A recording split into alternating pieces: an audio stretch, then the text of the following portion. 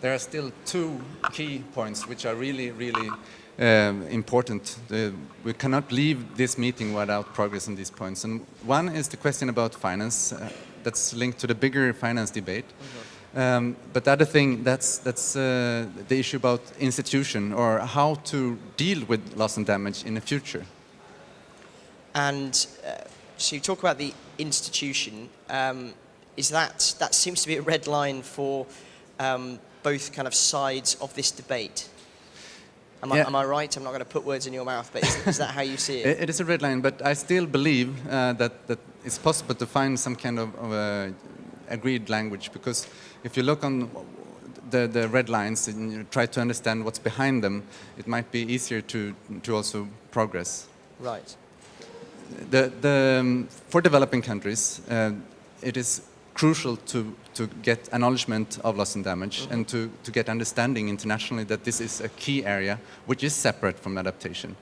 It's not just a question of adapting or getting finance to take action. It's a question about acknowledging that people will lose something.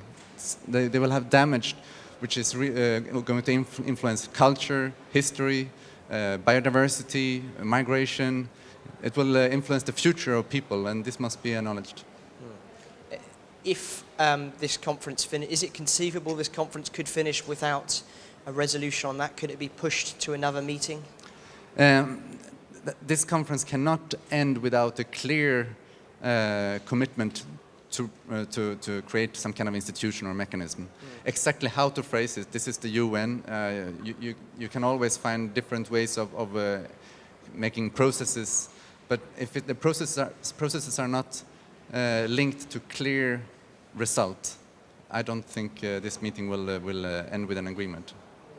In terms of finance, which you said was important, how have countries' positions moved over the last 2 weeks? Have you seen anything that gives you confidence that there are more funds being made available? There has, of course, been several pledges during the meeting, and this is always welcome. For example, to the adaptation fund, there are now money coming in, and this is positive. But clearly, this is not the big issue. The big issue is how will funds be scaled up in the coming years? We have a target in 2020 of $100 billion per year. How will this be reached?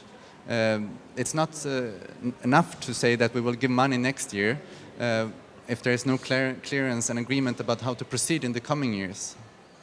So if there is no money in the next couple of days, I mean, is there a clear timeline in terms of when countries may start to deliver it next year? Is that going to be put into the sort of 2015 ADP text? How do you see that sort of panning out? Well, finance will clearly show up in the ADP text. Yeah. It's a key part of future agreement. But there must also be a strong decision by the COP on finance to show that there are commitments to fulfill the commitments from previous COPs. And this is one thing is the numbers and to get some kind of predictability, but it's also to create frameworks so that developing countries and developed countries agree on what kind of finance is eligible. What kind of finance do we count as climate finance, and how are we supposed to use it? I was looking back through my notes for Doha last year, and I realised that so many of the issues being discussed this morning are the same ones being discussed on the final Friday in Doha. Do you kind of share the frustration of some of your NGO colleagues who walked out yesterday that, you know, there doesn't really seem to be an awful lot of movement here? Absolutely. I have strong sympathy to all the NGOs who went out. This meeting has so far not delivered, and it's really difficult to see how it could be possible to get a successful outcome. If you look on the ADP text right now, it's an empty shell. There's not one single decide or commit. It's just we welcome and we invite and we wish. It's not good enough if we really want an agreement in 2015.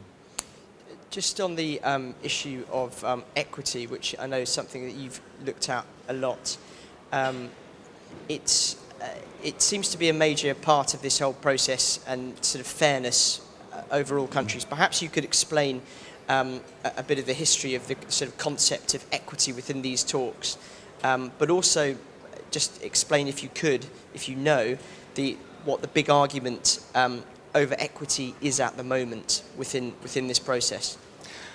Well, equity is not Only a small question. Yeah, equity is not a new issue, and it's been part of these talks for all the time, and it's in the convention. I think that's the key point as well. That there is an acknowledgement in the convention that countries have different responsibilities and different capabilities, and this must be respected and reflected when countries are taking on commitments. And if you look on the texts here, they are not reflecting equity right now, and this is one of the key challenges, because we're now talking about the global agreement.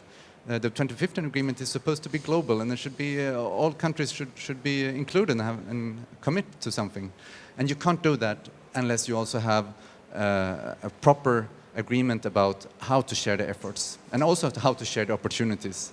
And this is the key in the equity debate.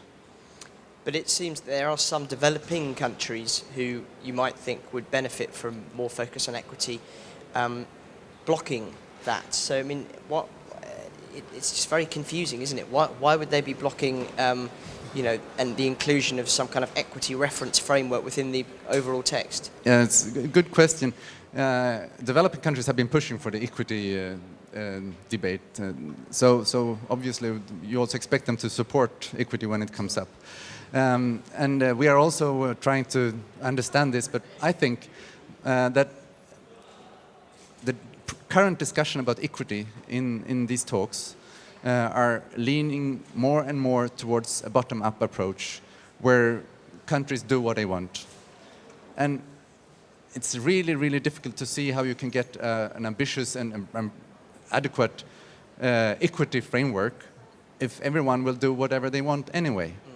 And I think that could be a reason why some developing countries start to backtrack a little bit, because they realize that if we create an equitable framework with no compliance and which is built totally on bottom-up approach, they will lose. They will be the ones who lose, and then equity may not be as good as they thought. Interesting. Well, final point, just in terms of the role of NGOs moving forward in this process, and it's easy to lump all NGOs in one pot, but there's so many different types. You're with a sort of a churches alliance, but they're purely environmental groups.